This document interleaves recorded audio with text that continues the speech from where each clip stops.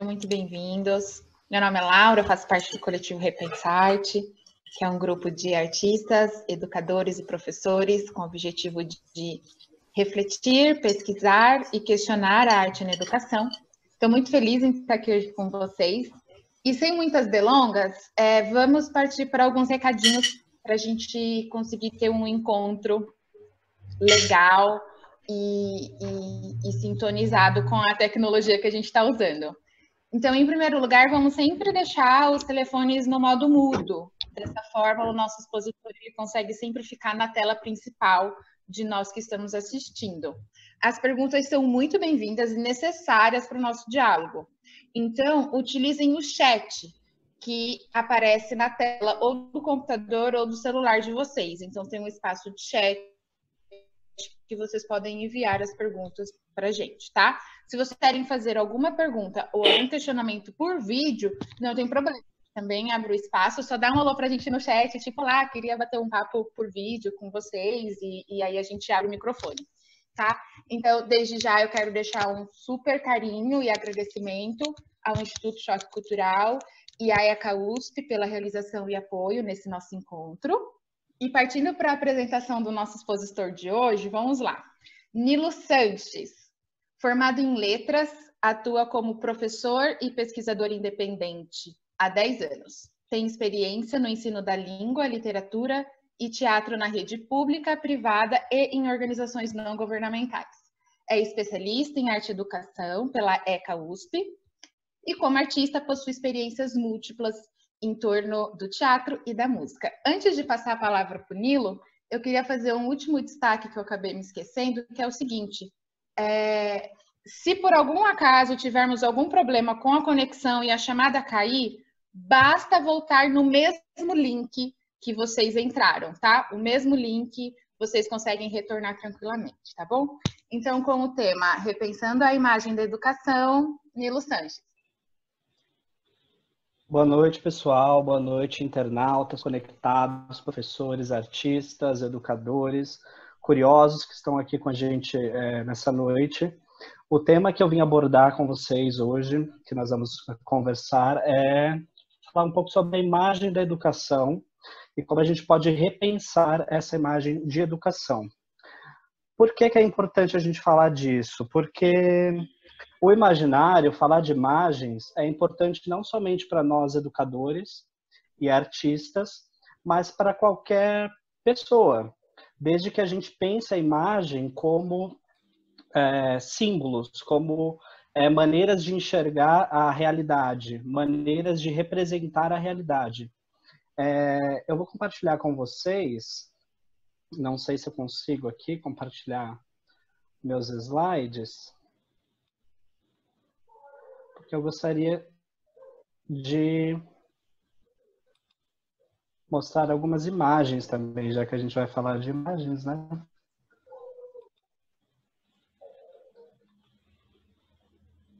Bom, a princípio, eu queria dividir esse nosso encontro em 3 partes.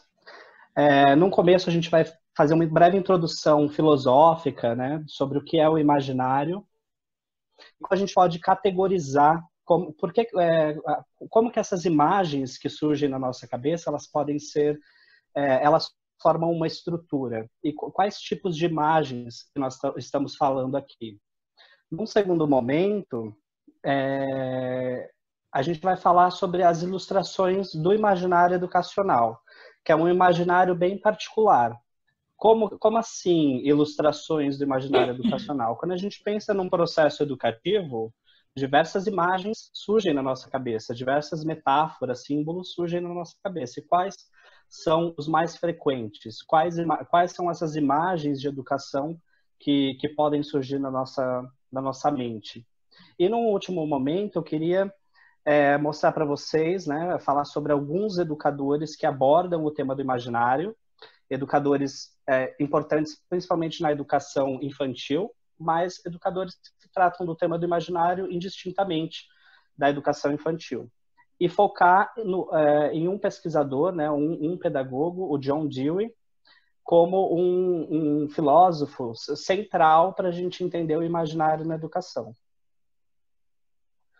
A primeira distinção que a gente tem que fazer quando se trata das imagens é qual a diferença de imaginário e imaginação. Eu definiria da seguinte maneira: a imaginação é essa capacidade humana que todos nós temos de criar essas imagens, reproduzir essas imagens de diversos modos. E o imaginário seria esse conglomerado, essa constelação de imagens que, pela imaginação, nós adquirimos, nós criamos, reproduzimos. Então, esse imaginário seria como se fosse um repositório de todas as imagens. Imaginem que no decorrer da nossa vida, da nossa existência, nós já vimos, ouvimos, sentimos muitas coisas. E todas essas sensações, imagens, elas ficam impressas no nosso imaginário. A gente pode, claro, ir buscar essas imagens, a gente pode reformular essas imagens, mas de uma maneira ou de outra existe esse depósito, esse repositório de imagens internas.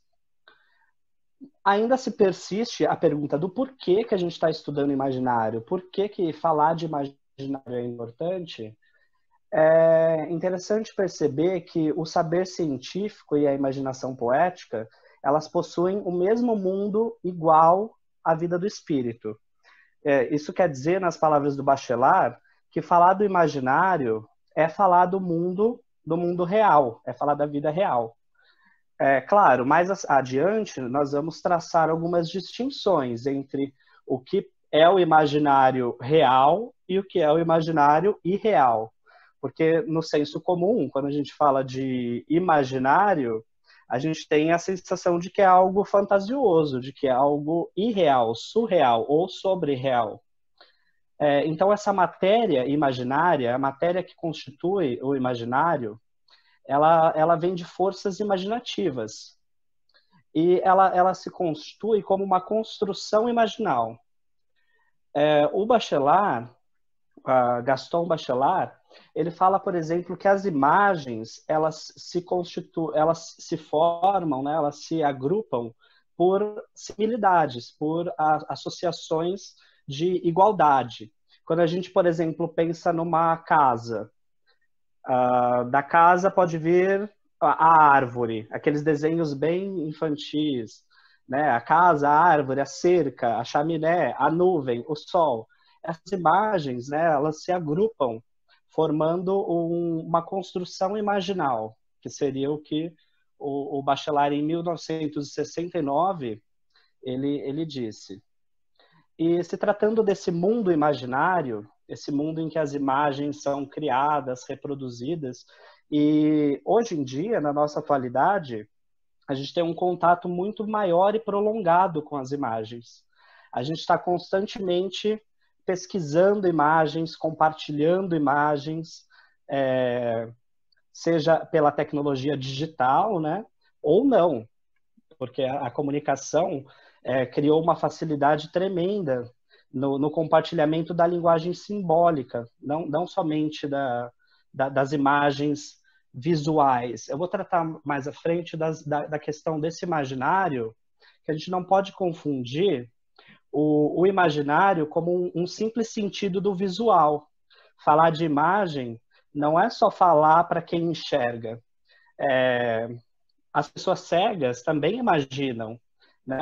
Eu tenho uma amiga que é cega, e uma das questões que sempre fazem a ela, e ela compartilha, é justamente isso, para Fabiana Bonilha. O que você imagina quando você pensa nisso? Então, a capacidade imaginativa, ela está presente em todos nós, independente do sentido da visão. Então, nesse mundo em que as ideias, as formas puras espirituais do platonismo se corporizam e, consequentemente, adquirem uma forma simbólica e que toma um corpo, se polarizam em desejo e reciprocamente em corpos, que quer dizer os objetos do mundo sensível. A gente sempre associa essa formação de imagens, né, ao mundo sensível. O que eu posso ver, eu posso imaginar. Mas, na realidade, O nosso imaginário, ele está indistintamente relacionado ao mundo sensível. Claro, quando a gente pode ver algo, fica muito mais fácil criar as representações do real, visuais, as representações que nós chamamos do real. O imaginário é uma obra da imaginação transcendental, independente dos conteúdos acidentais da percepção. Aí é o Gilbert Durand que vem trazer para a gente essa ideia de separação do imaginário e da percepção. Então, claro, a gente cria imagens a partir do que a gente vê, do que a gente ouve, do que a gente toca, mas existem imagens que são trajetos antropológicos, que são imagens que estão presentes no nosso inconsciente e que fazem parte da nossa constituição humana, presente em todos nós, que todos nós contemos essas imagens. E os sonhos, aí falando mais do mundo onírico, do mundo imaginativo dos sonhos, confirma esse poder de uma fantástica transcendental da imaginação, que excede o mundo sensível. É engraçado, por exemplo, no consultório de psicologia, quando alguém vem contar o sonho, é possível que ela conte imagens, né, desse sonho, que são imagens que condizem com uma realidade visível, uma imagem do mundo real, mas normalmente o que mais assombra as pessoas no sonho são aquelas imagens que não podem ser expressas em palavras, né? É um mundo que não está tão ligado ao mundo do tato, ao mundo da tangível. E o Jung, o Carl Jung, ele tem essa teoria do imaginário coletivo. Vocês já devem ter ouvido falar do inconsciente coletivo. Esse inconsciente coletivo seria como um depositário do tesouro das reminiscências constitutivas da alma da espécie. Então, nós, como humanos, possuímos um depositário dessas imagens, que são imagens primordiais a todos nós. São imagens que são os grandes mitos e arquétipos da humanidade. E quando a gente fala de um processo educativo, a gente sempre pode associar isso a determinados mitos ou histórias, né? Por exemplo, o mito de Prometeu, que tem que subir ao monte, que é amaldiçoado pelos deuses por tentar buscar o fogo do saber. O mito de Pigmalião, uma história muito mais recente, né, que tem 200 anos, seria o Frankenstein, a história do Frankenstein, que sempre pode ser associado com esse imaginário educacional, porque na escola, principalmente a escola moderna, em que a gente tem que lidar com uma interdisciplinaridade, nós nos constituímos como Frankensteins, né? Um monstro de partes. Um professor vem e deposita um conteúdo de língua, um outro professor vem e deposita um conteúdo histórico, um outro professor vem e deposita um conteúdo químico, e aí a gente se constitui como monstro de partes, uma criatura fragmentária. E eu questionei a vocês na nossa plataforma do Instituto Choque Cultural, quando você pensa em educação, qual imagem vem à sua mente? Algumas pessoas responderam lá no site, mas eu queria ouvir de quem está aqui com a gente hoje à noite. Se vocês puderem, deixem aqui no chat box, eu vou fazer uma pausa de 1 minuto aqui, enquanto vocês vão escrevendo aí. O que vem à sua mente quando você pensa em educação? Qual imagem é essa? Tenta descrever em poucas palavras o que vem à sua mente quando você pensa em educação. Pode ser uma palavra, pode ser uma ideia, pode ser uma metáfora. Estou curioso para saber, eu vou esperar.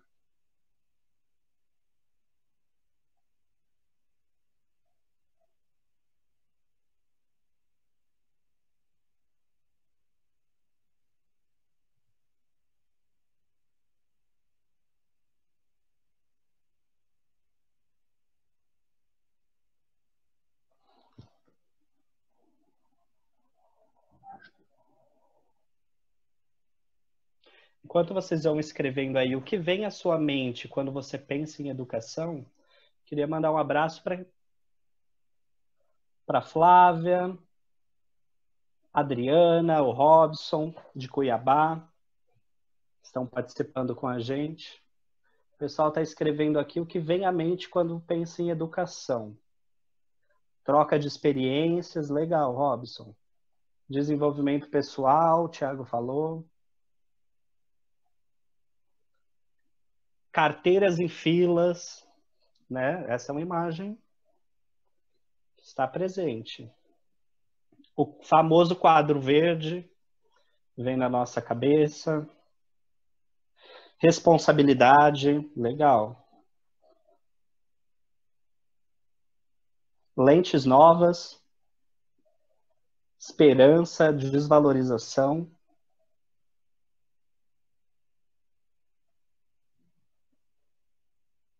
Encontros de pessoas, lousa, gritaria. São diversas imagens, legal, vocês estão compartilhando. Então, essas diversas imagens, eu não vou me focar nelas agora, mas legal que vocês estão compartilhando. Pode ir compartilhando mais o que vem à sua mente quando você pensa em educação. E daqui a alguns instantes a gente volta a essas imagens que vocês compartilharam. Eu queria falar, então, sobre esses tipos de imagens, já que surgiu tanta coisa interessante desse nosso brainstorming aqui, dessa nossa troca rápida. Como que a gente pode ter uma tipologia dessas imagens, uma categorização? Se a gente pudesse separar, então, essas imagens que vocês compartilharam agora, como que a gente poderia classificar?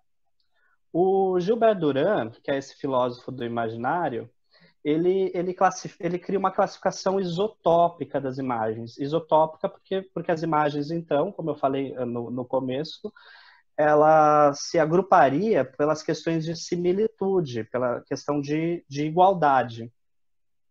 Então, por exemplo, gritaria eu agruparia com desvalorização, já que são duas imagens que vocês colocaram aí no chat. A gente poderia agrupar de diversas formas, né, essas imagens, essas metáforas, essas ideias. Mas o Gilbert Durand, ele cria, então, dois sistemas, dois regimes de classificação. Ele cria uma estrutura esquizomorfa, que ele chama de regime diurno. Nessa estrutura, ele coloca algumas imagens, como, por exemplo, as imagens de ascensão, as imagens de luz, a imagem de claridade. O Durand também fala do cetro ou do gládio. Então, é bem comum, nesse regime diurno, as imagens do obelisco, as imagens de um plano superior, o trajeto antropológico judaico-cristão, né? Ele usa muito esse regime de imagens, esse regime de imagens de ascensão, de abandono do que é terreno, do que é mais baixo, para algo superior. Nisso também estão as imagens relacionadas ao poder do rei, a um poder superior. E o regime noturno, que seria uma estrutura que a gente pode ter, estruturas sintéticas e místicas, ele chama de regime noturno, e nesse regime noturno estão as imagens, por exemplo, da taça, do útero, de um átrio, de algo mais fechado, algo que pode ser profano, transgressor, tem uma ligação forte com a natureza, daí que a classificação do sagrado feminino, né, dessa mística, dos rituais ligados ao feminino, estão dentro desse regime noturno das imagens.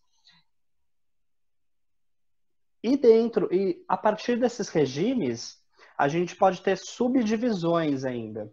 A gente pode, por exemplo, falar de uma imagética, que seria um conjunto das imagens materiais e mentais que representam como realidade o real. Por exemplo, quando vocês me falam de carteiras enfileiradas, eu consigo ver, né? Existe a possibilidade real dessas carteiras estarem enfileiradas. Porque existem as carteiras no mundo real, existem as fileiras no mundo real. Então, essa possibilidade é válida. Mas também existe um grupo de imagens que seria o imaginário, a gente pode classificar essas imagens como imaginário, que são as imagens que se apresentam como substituição de um real ausente, desaparecido ou inexistente, que é a representação do irreal. Eu vou falar agora do imaginal e fazer uma comparação entre o que pode ser imaginário e o que pode ser imaginal. O imaginal seria a representação metafórica que poderíamos chamar de sobre-real, que são autônomas como objeto. Sempre me questionam qual a diferença do imaginário e do imaginal. Eu acho que é uma questão de perspectiva, não só de crença, de que algo pode ser sobre-real, sobrenatural, e de que algo pode ser irreal.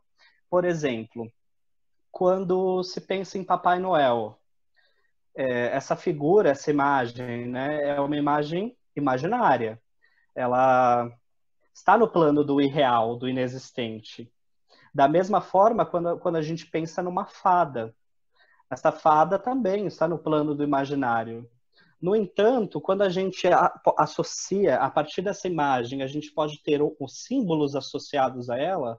Por exemplo, se o Papai Noel, além de ser esse bom velhinho, gordinho, barrigudo, de cabelo branco, que traz presentes no fim do ano, ele está associado a uma imagem de bondade, a uma imagem de benevolência, a uma imagem de socialização, ele passa a ser uma figura imaginal, porque ela se constitui nesse plano de outras qualidades. Da mesma forma, a fada. Se simplesmente a fada não existe, porque ela é imaginária, e aí ela é do plano do irreal, a gente está ignorando, por exemplo, a fada como um ser protetor das florestas, um ser que tem outras qualidades que são sobre-reais. Então, o imaginário e o imaginal, existe uma linha tênue ali entre o que poderia dividir essas imagens. Aprofundando, então, que seria a cereja do bolo desse nosso encontro, eu queria falar das ilustrações do imaginário educacional, porque o imaginário educacional é um imaginário muito particular.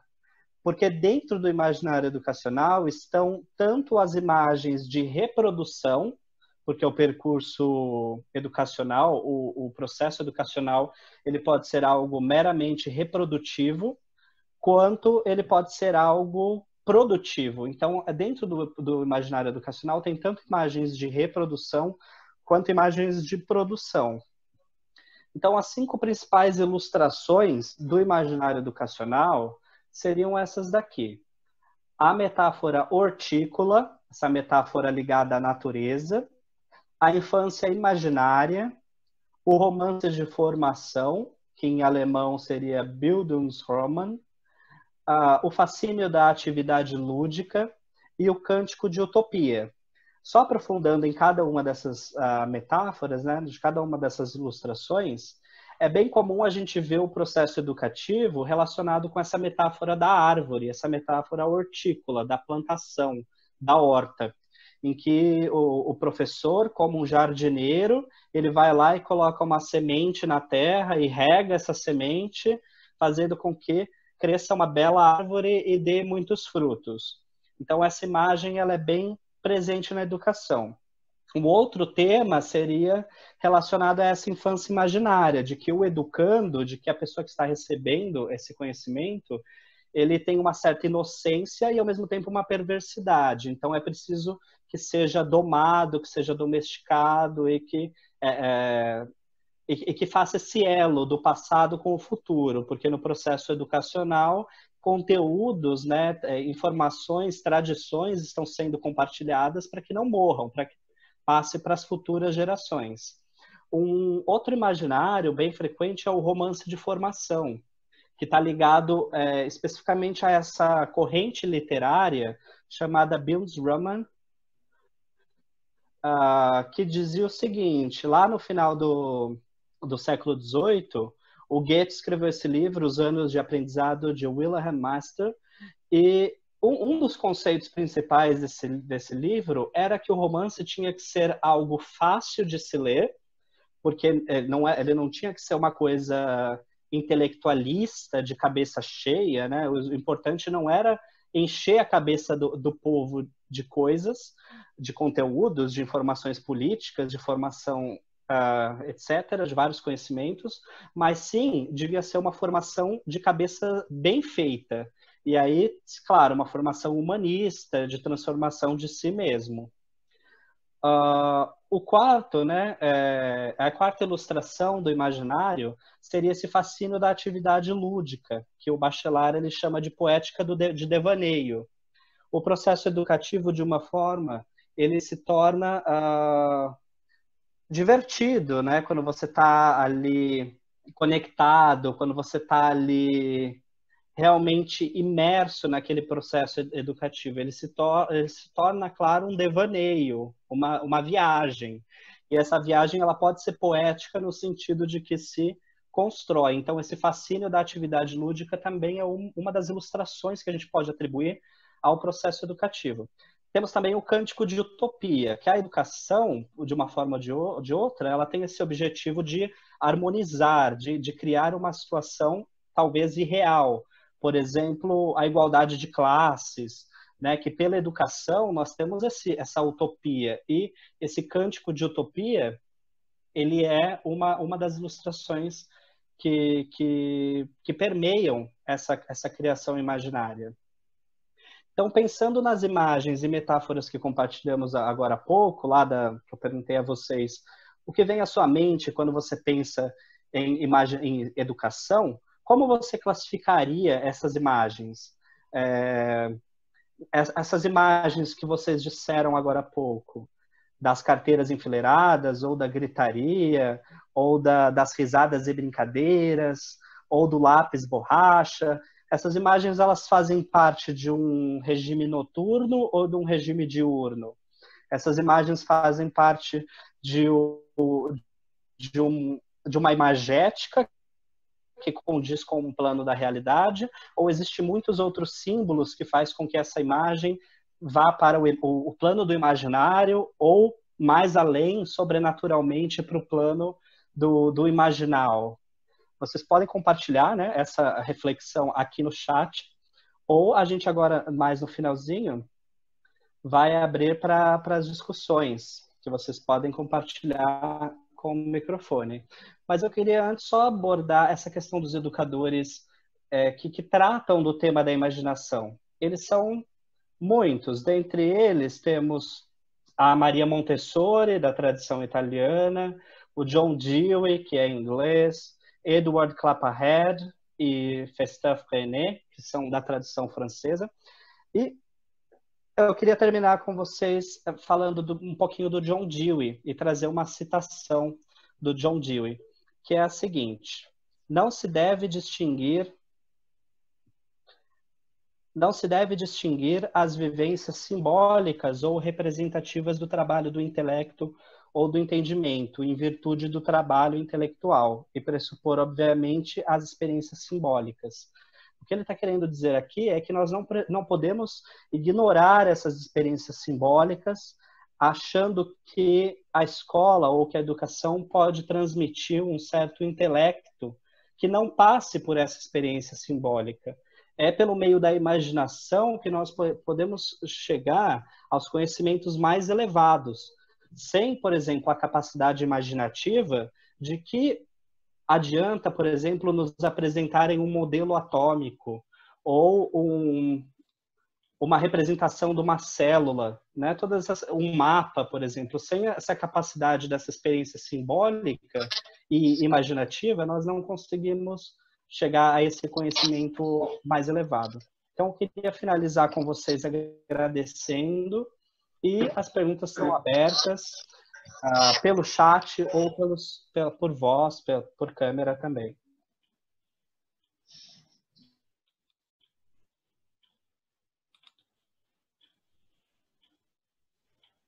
Obrigada, Nilo, pela exposição.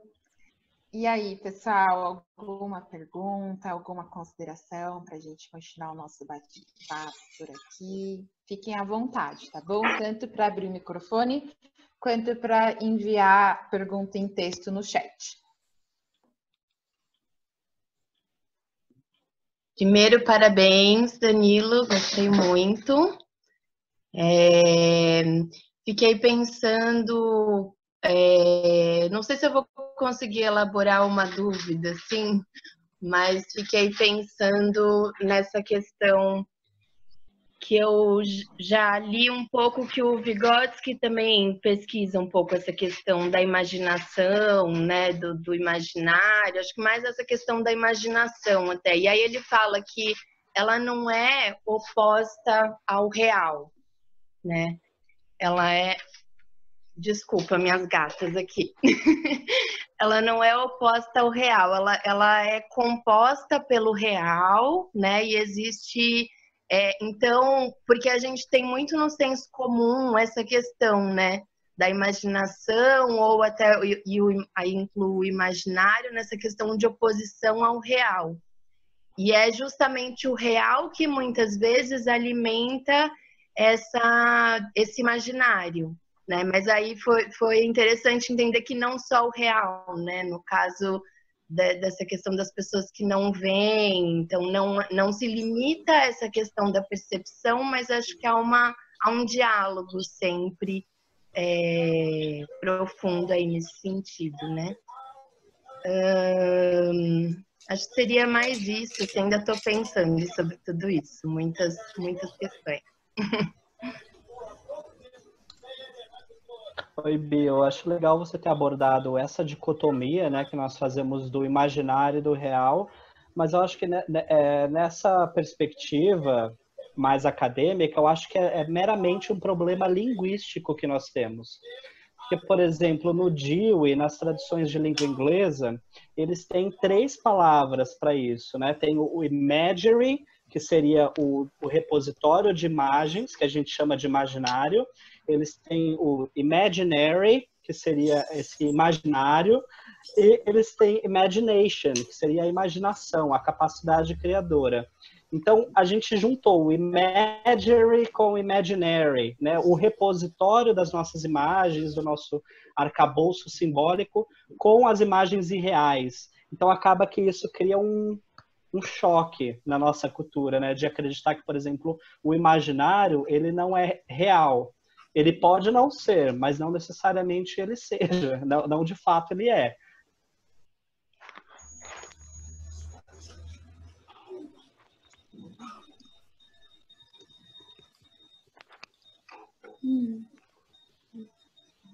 Obrigada, Danilo. Obrigada aí. Oi, Danilo, tudo bem?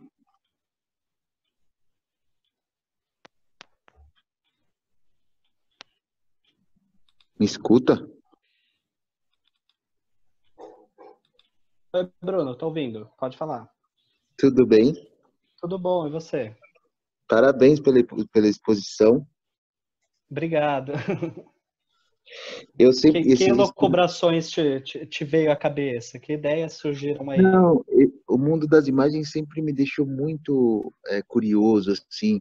Eu sempre me perguntei se as criações de imagem, elas são realmente criações ou são apenas fusões entre uma imagem e outra que já existia, entende? Porque é difícil acreditar que as imagens sejam novas. Eu sempre acreditei que as imagens seriam fusões de uma com outra, ou de 3, ou de 4. Então, a dúvida que sempre pairou no meu imaginário seria essa: se as criações são realmente criações ou só fusões de coisas que já existem. Essa pergunta é bem interessante, né? Eu acho que eu vou puxar o Lavoisier aqui e dizer que nada se cria, tudo se transforma. Mas quando a gente trata do imaginário, é legal perceber que existe um imaginário pessoal, esse seu arcabouço próprio das imagens, das suas vivências. Existe um imaginário que se trata da cosmovisão. Essa cosmovisão, ela seria mais ligada à cultura de um determinado lugar, de uma determinada época, de uma determinada forma de ser. E existe o imaginário mitológico. Quando a gente pensa num processo criativo artístico, educacional, a gente tem que perceber que sim, existe a fusão desses três imaginários, né? O mitológico, o cosmovisiológico e o pessoal. Por exemplo, quando a gente vê vou dar um exemplo, desculpa se ofender alguém, mas quando a gente vê um cristão, né, que ele é cristão, ele segue as premissas, mas aí ele fala alguma coisa ou ele tem uma atitude que não condiz com aquela cosmovisão. E aí ele fala, eu ajo desse jeito, por exemplo, em relação à camisinha, em relação ao aborto, enfim, qualquer tópico que a tradição judaico-cristã se posiciona. Aí ele pressupõe, ele deixa para lá os pressupostos da cosmovisão que ele defende pelo imaginário, pelo trajeto antropológico pessoal dele.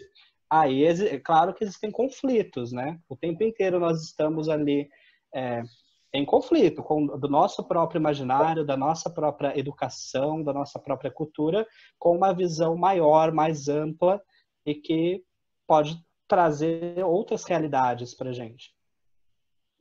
Obrigado. Obrigado pela pergunta, Bruno. Não, mas ao mesmo tempo... Eu acho que é aquela metáfora que a Raquel sempre usa. Acho que a gente, como educador, e principalmente arte educador, a gente está trocando a roda do carro com o carro andando. É isso, sim. Está se reinventando no momento em que a gente tem que se inventar. Né? Não existe um momento em que a gente está pronto e aí a gente vai, vou me reinventar agora.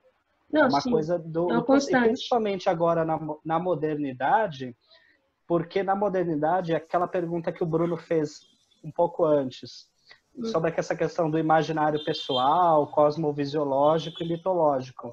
A gente vive numa modernidade em que a nossa cosmovisão, a nossa cultura, ela está completamente fragmentada. E a educação, ela reflete isso. Tanto é que na escola, as matérias não conseguem mais reconstruir a imagem completa do que seria o conhecimento. Né? Por isso que cada vez mais a gente fala de interdisciplinaridade, porque cada professor isolado, especialista ali na sua área, com o discurso específico da sua área, não consegue mais recompor a imagem do conhecimento, porque essa cosmovisão, essa visão do global, essa visão do todo, ela está esse caminho pela arte-terapia, que não é menos digno, né? Não é um artista menos digno, o artista que é um artista terapeuta. Da mesma forma, os artistas não é menos, e nem menos educador. É isso. Valeu. Obrigado. Mais alguém, gente? Eu queria aproveitar aí a colocação da Fê, né? Para abrir até, de repente, para o pessoal falar, né? Porque eu estava pensando, assim, quando você estava falando, você falou do imaginário da árvore, né? E eu sempre tive muito esse imaginário, né? Da árvore, das plantas, dessa questão, dessa relação, né? Da educação, que a gente está sempre plantando, colhendo, e que a gente também já foi um dia, e tudo mais. E aí, quando você perguntou, o meu imaginário foi outro. Por conta, acho que, dessa questão que a gente está vivendo, né? E a Fê comentou e eu fiquei pensando muito nisso. E aí eu vou jogar pro pessoal também, né? Se você me permitir. Nesse sentido, o imaginário de vocês hoje é o mesmo de antes da pandemia? Porque eu fiquei nesse lugar, assim, porque essa coisa da valorização, né, da esperança de que talvez o professor, a partir dessa pandemia, seja valorizado e tudo mais, né? E eu estava de férias, eu estava, nossa, quando eu voltar, os alunos, né, engajados, tal. E aí eu voltei, eu falei, meu Deus, eu vou enlouquecer, né? E essa coisa da desesperança também, né? De falar, caramba, eu achei que eu ia ser valorizada, mas será, né? Será que quando a gente voltar, a gente vai ter essa valorização por parte da família, por parte do governo? A gente já, né? Não sei, né? Vou jogar pro ar aí, né? Já sabemos aí como estamos. Mas eu fico me perguntando isso, né, da sociedade, assim, se muda mesmo ou se quando passar a gente vai esquecer e vai voltar tudo como era antes e segue o baile, né? Então, enfim, vou jogar aí para vocês. Posso dar uma opinião que vai ao encontro? Eu acho que assim, não tem como ser como era antes. Eu acho que isso já passou. Se vai ser bom, se vai ser ruim, se vai ser valorizado, não vai ser valorizado, acho que depende de vários fatores. Um deles é o tempo que ainda a gente vai ficar nesse isolamento, porque eu acho que já está terminando um tempo das pessoas se adaptarem à educação não presencial, essa imagem que a gente tinha de escola naquele formato industrial, né, separado por tempos, salas de aula. Eu acho que a gente está no momento como quem faz faxina em casa, que bota tudo para cima, limpa, refaz. Essa imagem que eu tenho. E aí vai colocar as coisas no lugar. E de repente você vê que você pode mudar uma mesa de lugar, uma coisa de lugar. Então, assim, vai depender da relação das pessoas. Porque são várias questões que eu acho que elas estavam juntas, o homeschooling, a educação à distância, a relevância do papel da escola. E na sua fala, né, eu achei muito interessante, porque faz total sintonia com muita coisa que eu quero falar e abordar amanhã, que é o espaço físico da escola, porque a gente está falando de imagem, né? De concepção de modelo escolar. Então, eu vejo esse momento assim, como estamos todos botando tudo de perna para o ar para reassentar. Esse reassentar, acho que vai depender de muitos fatores, de como a gente quer colocar de novo, né? Não sei. Legal esse seu comentário, Raquel. Se mais alguém quiser entrar de gaiato aí. Não, eu queria agradecer a pergunta, porque eu acho que até um dos motivos de estar aqui foi o convite da Laura. Queria agradecer ela ter mandado para a gente esse convite. Nós temos uma escola de dança aqui em Cuiabá, e o convite veio muito a calhar por conta dessa angústia repensar esse novo sistema. E assim, tudo isso que vai, quando voltar, aqui em Cuiabá, por exemplo, o homeschooling está assim, sugando a alma dos alunos, né, com uma expectativa talvez de um Enem, que a gente não sabe se vai rolar ou não. E com isso, a gente tem uma preocupação muito grande com relação às artes, ao ensino das artes, né? Porque as escolas, talvez as escolas de ensino regular, talvez quando elas retornarem, elas tenham uma preocupação muito mais prática e a gente teme por deixar de lado um pouco as questões subjetivas, né? Relacionadas à arte e assim a gente tem visto, né? Cada vez mais isso acontecer. Né? Você tem uma objetivação no ensino e deixando de lado cada vez mais e sufocando e colocando na parede as atividades extracurriculares, né? Por exemplo, né, as escolas de artes, as escolas estão cada vez com menos tempo para poder para que os alunos pratiquem alguma outra tipo de atividade que não atividade escolar, né? Isso tem preocupado bastante a gente e assim é uma angústia que a gente tem, que talvez seja o momento exato agora de pensar isso para poder a gente repensar como que vai ser esse novo modelo daqui para frente, né? Então, primeiramente agradecer e falar um pouquinho dessa angústia.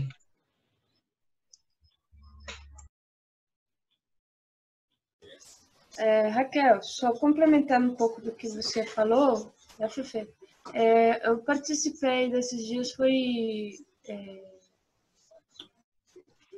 meio que de uma palestra, eles colocaram de debate, que foi do...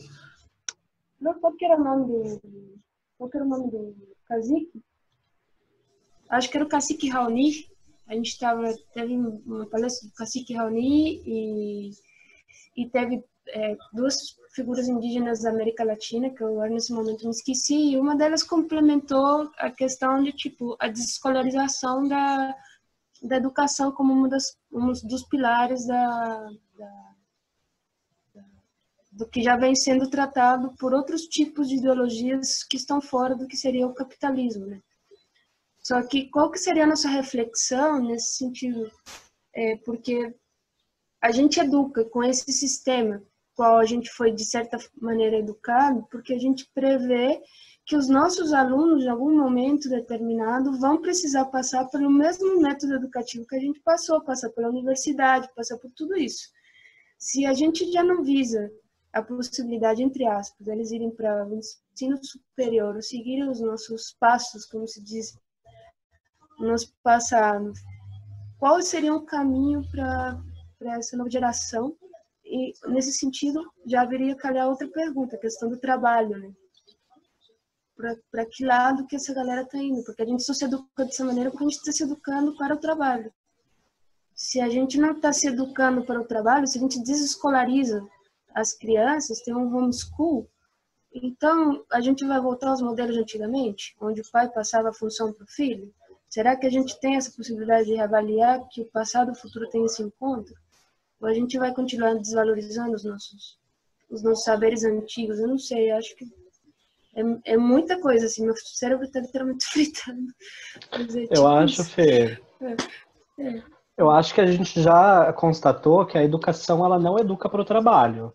Eu acho que deixa muitas lacunas que não condiz com o mercado. Por mais que exista uma pressão do mercado de trabalho em tornar a escola, essa instituição formativa para o mercado de trabalho, não é uma realidade. O que a gente precisa é criar um discurso mais coerente que leve em conta isso que a Fernanda falou da desescolarização, mas que passe pelo que o Robson falou das objetivas, porque a gente ainda tem um imaginário da educação que é muito objetivo, né? O papel é a cadeia. A educação é isso, de fato. A gente tem um imaginário muito objetivo e as questões subjetivas elas são deixadas de lado. Por isso que a gente ainda não a gente fala que a gente vive num mundo cartesiano, mas eu não acredito que a gente tenha realmente entendido Descartes quando ele disse penso, logo existo. A gente ainda pensa que a escola é o lugar onde estão os conhecimentos, mas não que eu vou lá para organizar os fragmentos de conhecimento e criar algo.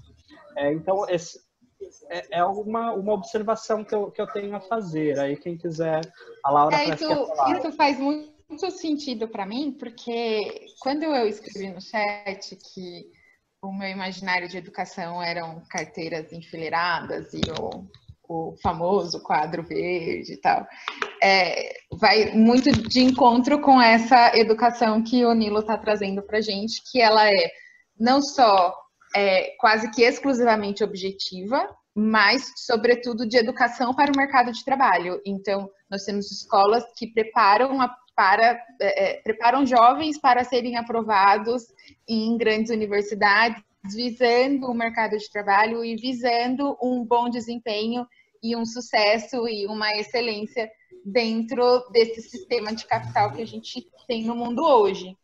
E aí, poucos são os espaços, tanto de escola quanto de sujeitos e de família, que entendem a educação fora dessa objetividade, né, e fora dessa preparação para o mercado, e entendem todos os espaços da educação, desde a família até a sala de aula, como um lugar também de formação desse subjetivo, e que não tem como, ao meu ver, pensar e olhar para essa subjetividade sem passar pelas linguagens da arte. Então, assim, eu percebo que poucos são, infelizmente, poucos são os espaços escolares e poucas são as famílias que enxergam a educação com esse valor e com esse imaginário. E tudo isso eu acho que explica a nossa angústia, Robson, e eu me coloco solidário ao seu sentimento, né?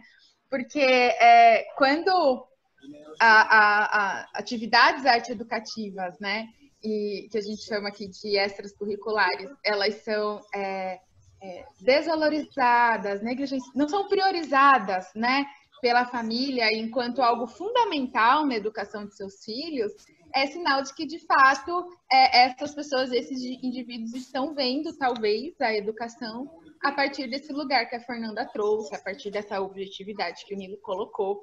Então, assim, a fala de vocês faz muito sentido para mim, reflete muito o meu sentimento de frustração com a realidade, né? De uma educação dentro de um modelo extremamente e quase que exclusivamente objetivo para o trabalho, né? Para suprir essa demanda e essas expectativas do mundo capitalista que a gente vive.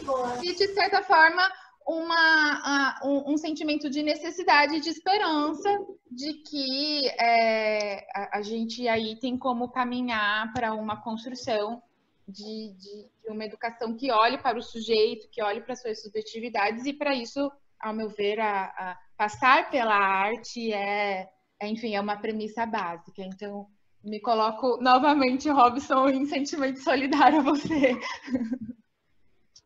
Eu queria fazer um comentário sobre todas essas falas aí importantes, e aí, retomando também a citação que o Nilo colocou do Dewey, né, que faz essa relação da importância dessa experiência, eu não lembro agora o termo que ele usou, mas dessa questão simbólica, né, com o intelecto, né? E aí a gente sempre viveu uma escola que prioriza muito o cognitivo e que vê também o cognitivo muito limitado ali como quase matemática. Enfim. E aí, como essas coisas estão, na verdade, juntas, né? Aí eu já vi, claro que vocês aí da dança vão saber muito mais, enfim, pode ser que eu fale uma besteira, mas enfim, a gente nega muito o corpo, né? E o movimento, e aí vi umas coisas, enfim, Laban, não sei, cada um fala de um jeito, mas que fala dessa questão de como esse movimento vai criando essas sinapses que vão permitir depois a abstração, né? E que vão ser tão importantes aí para esse lado cognitivo que a sociedade valoriza. E a gente muitas vezes nega o corpo, né? A gente tem muita dificuldade de lidar com o corpo na educação, né? E aí eu acho que a imagem, né, que vem as carteiras é justamente isso, como a gente nega o corpo, nega o movimento, né?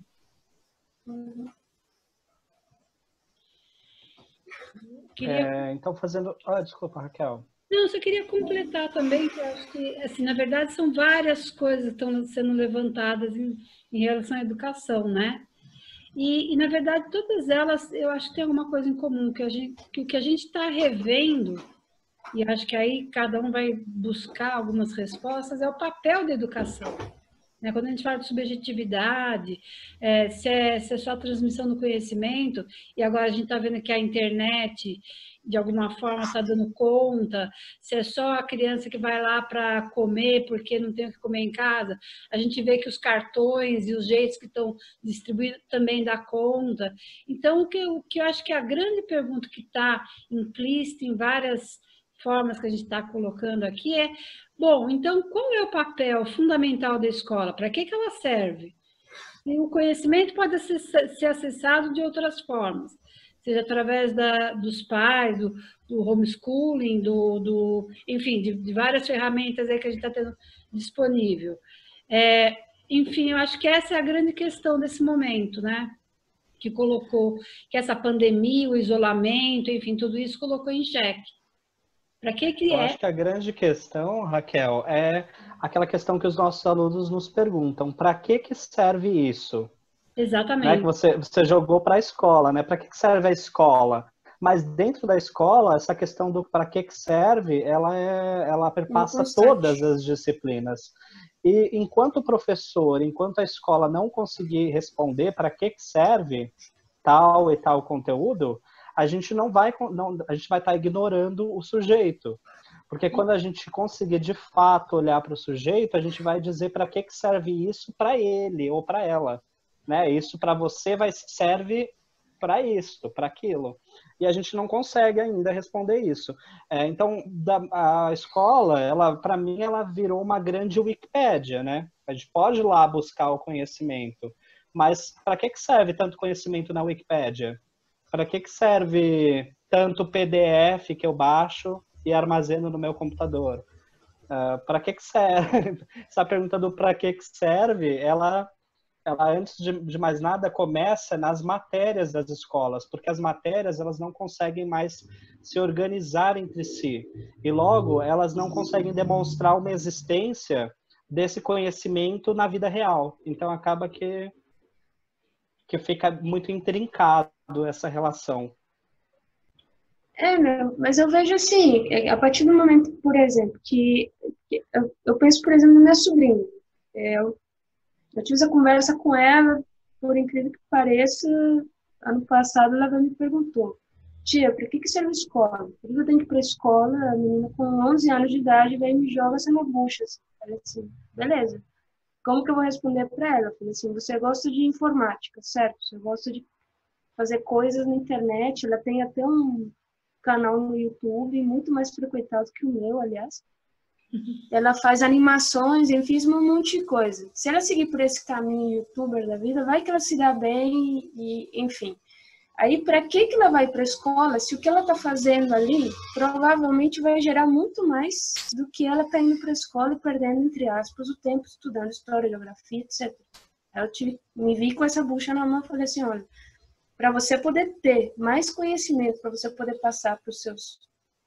Quem te assiste, você precisa saber de onde você vem, para onde você vai, que tudo que está ali dentro do computador foi matemática que eu fez, teve que ter linguagem para você fazer, que você não teria nada disso se você não tivesse estudado. Então, para você entender, se você quiser algum dia promover ou programar alguma coisa como você quiser, você precisa estudar. Basicamente, você precisa ter conhecimento que todo mundo tem. Daí para frente, se você não quiser fazer uma faculdade, você pode fazer um curso técnico de informática, de TI. Você pode fazer ir por outras coisas. Você pode ser autossuficiente nesse sentido. Você não precisa ir para uma faculdade, mas, porém, o que o nosso serviço de trabalho o que a sociedade nos implica. Se você não tem uma formação mínima, você não consegue absolutamente nada na sua vida. Ponto. É isso que eu tive que responder para ela. Mas aí que tá, né, Fernanda? Ela poderia falar assim, bom, mas eu posso aprender tudo isso pela internet. Pode. Pode, só que se você tiver uma dúvida, você vai perguntar para quem? E se a resposta for outra? E se for desencontrada, você vai explicar para quem? Ou se você não tiver a resposta, você vai optar ela onde? Como que você tem certeza? E aí, assim, botando lenha na fogueira, né? Eu tive uma relação, ao meu olhar, eu tive uma relação muito privilegiada com a escola, da 7ª ao ensino médio, porque a escola, em diversas estruturas, possibilitou com que eu tivesse um despertar para a curiosidade muito grande e uma oportunidade de experiências coletivas e com o outro muito grande. E um terceiro ponto também é a possibilidade que eu tive de dialogar com diversos mundos. Então, o Robson deve conhecer, eu estudei no Liceu Cuiabano, que é uma escola pública na região central, e que acolhe alunos de todo o território da cidade. Então, nós tínhamos alunos da periferia e de grandes centros privilegiados, porque é um ensino público modelo no estado. Então, mesmo classes médias altas estavam ali dentro daquela escola. Então, assim, essa multiplicidade de realidades sociais, as oportunidades de construções coletivas que eles possibilitavam para a gente, e sempre o estímulo ao despertar, a curiosidade foi algo que, assim, eu vivi e foi incrível. Então, eu teria como resposta de qual o papel da escola dentro do que eu experienciei. Eu diria que seria o contato com o outro, e esse outro sendo um recorte do mundo. Só que hoje as relações, elas estão cada vez mais se modificando, estão cada vez mais assim mudando de uma realidade que nem faz tanto tempo assim, né? E cada vez mais esse contato com o outro, e exatamente isso, tudo que eu vivi na escola, ele vem se encaixando em mundos aí digitais. Então até essa resposta que eu sempre tive como firme e certa de que não, gente, pela minha experiência, o papel da escola é o contato com o outro, é ali você viver as relações enquanto um recorte das relações do mundo. Por isso o espaço físico da escola. Isso para mim sempre foi muito claro, uma verdade assim, sempre, né? Só que hoje, até que ponto esse espaço físico da escola que eu vivi faz sentido para os próximos anos, tendo em vista que as relações, o modo de se relacionar naquela época, que não tinha WhatsApp, hoje em dia é completamente outro. Então, assim, é realmente uma resposta que ela é um vazio e para mim é angustiante também, porque essa resposta de para que a escola serve, eu nunca tive dúvidas, assim, sempre foi algo muito ok para mim a partir da minha vida, sabe? E agora eu não posso mais falar essa resposta óbvia e certa. Você falou uma coisa, Laura? Desculpa, Raquel. Sabe, já que a gente está encerrando, daqui 8 minutinhos está acabando esse tempo daqui. Eu estou me segurando aqui nesse tema, na verdade, é a essência do que eu quero trabalhar amanhã, porque é redimensionando. Você está adiantando, né? Redimensionando o espaço físico da escola e o impacto, né, o quanto a arte contribui com isso. E, assim, dentre várias possibilidades de discurso, de debate sobre esse tema, o que eu quero abordar é exatamente isso. Qual é a relevância do espaço físico da escola? E para mim tem toda, que é o que eu vou argumentar, e não quero antecipar aqui, primeiro para não... Aproveitando esse gancho... Eu vou guardar para amanhã. Mas preciso continuar. Não entrego... Aproveitando o gancho da Laura, da Fernanda e a pergunta que a Raquel fez agora, eu acho que esse espaço aqui a escola está recebendo quem? A gente ainda está recebendo Homo sapiens na escola ou esse Homo sapiens já evoluiu? O Duran, ele aborda essa questão do Homo simbólicos, né? Porque as preocupações do Homo sapiens, a Fernanda falou, né? Você tem que estudar para entender a tecnologia que faz os computadores. Mas os computadores já estão feitos, o Homo sapiens já se preocupou com a construção tecnológica, as técnicas, os métodos. Agora a gente já tem tudo isso pronto, e agora o que a gente vai fazer? Agora nós somos homos simbólicos. Que construções simbólicas que nós vamos construir com todo esse aparato tecnológico, com todo esse aparato metodológico que nós temos?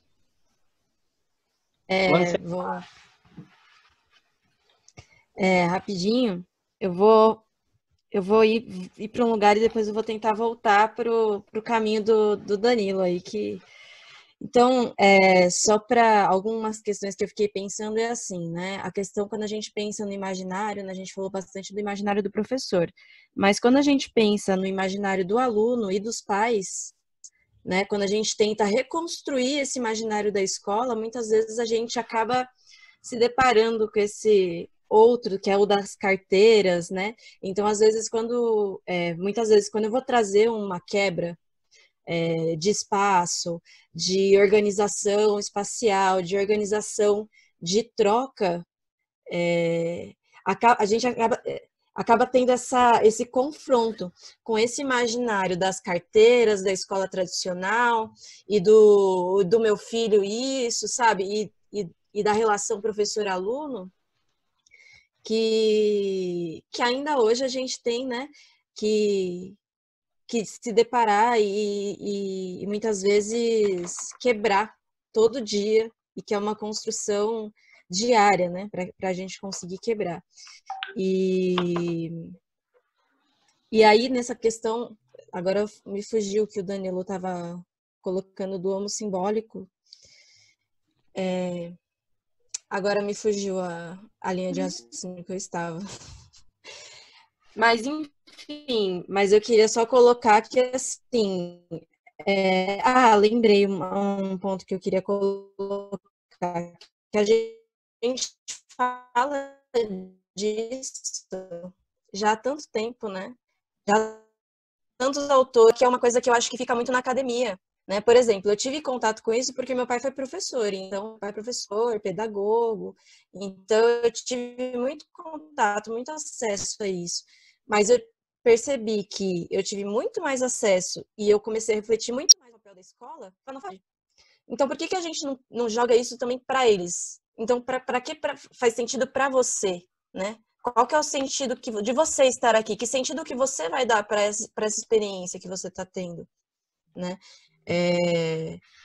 Qual que é o imaginário que você vai criar? Porque a gente às vezes fica muito no lugar do o professor é o salvador do mundo, mas não é, né? A gente não é um salvador, a gente traz possibilidades, traz questionamentos. Agora também depende do outro lado, absorver aquilo, né? Digerir aquilo e conseguir transformar de outra maneira, né? Então é um pouco complexo, porque é uma coisa que a gente está. Eu acho um debate que é tão antigo e ao mesmo tempo tão atual, Sim, né? sem E que a gente dúvida. até hoje ainda não alterou, né? Porque a gente está de 1500, né? Desde a época dos jesuítas. E ainda estamos aqui com essa mesma dúvida, se é que um dia ela vai ser sanada, né? Tentando mudar o formato da escola, né? E essa escola que fica enterrada e a gente fica tentando levar ela assim, né? Empurrando ela, né? Então, e aqui estamos nós, né? E aqui estamos nós. Gente, eu vou seguir a live para o final, que a gente tem aí tipo, 2 minutos e meio. E para a gente encerrar, eu vou cumprir aqui algumas listinhas. Que, em primeiro lugar, é agradecer a presença de todos vocês. Muito obrigada por vocês estarem aqui com a gente. Muito obrigada mesmo por terem aceitado o nosso convite. Muito obrigada, Nilo, pela exposição de hoje, colegas do Repensarte, que né, estamos aqui juntos nesse desafio. E, assim, o debate e o diálogo, ele continua. E uma das possibilidades de fazermos isso, em primeiro lugar, é estarmos aqui amanhã, né? Então, a Raquel vai expor o trabalho dela sobre redimensionando os espaços físicos da escola pós-pandemia. Então, não tem como perder, gente. Venham, vamos continuar dialogando, né? E aí, quinta-feira temos outra programação, sexta-feira também, sempre às 19h30. Mas um outro espaço que eu queria também compartilhar com vocês, que a gente pode discutir, continuar conversando, é o link que vocês se inscreveram. Então, aquele link que vocês fizeram a inscrição, não sei se vocês observaram, mas ele automaticamente te redirecionou para um grupo dentro do site do Instituto Choque Cultural. Então, é uma plataforma muito legal, com interações assim muito eficientes, muito bacanas, né? Que a gente pode ali discutir, conversar, fazer post, colocar foto, vídeo, responder questionamentos dos colegas, né? Então, assim, ali aquele grupo que é onde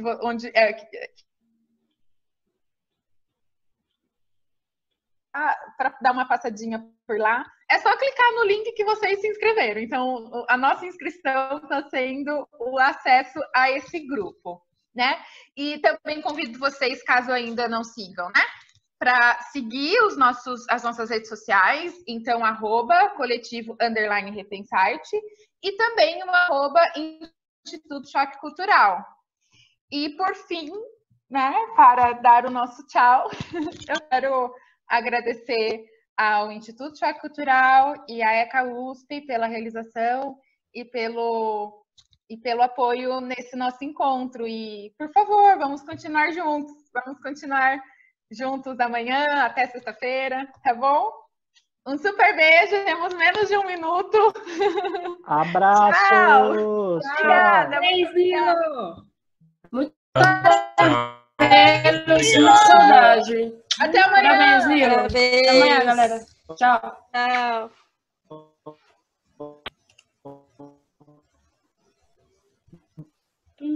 Tchau, tchau. Até amanhã. Até amanhã. Ai, meu Deus. Acho que deu tudo certo, né? Tá gravando. Falou, tchau. Tchau.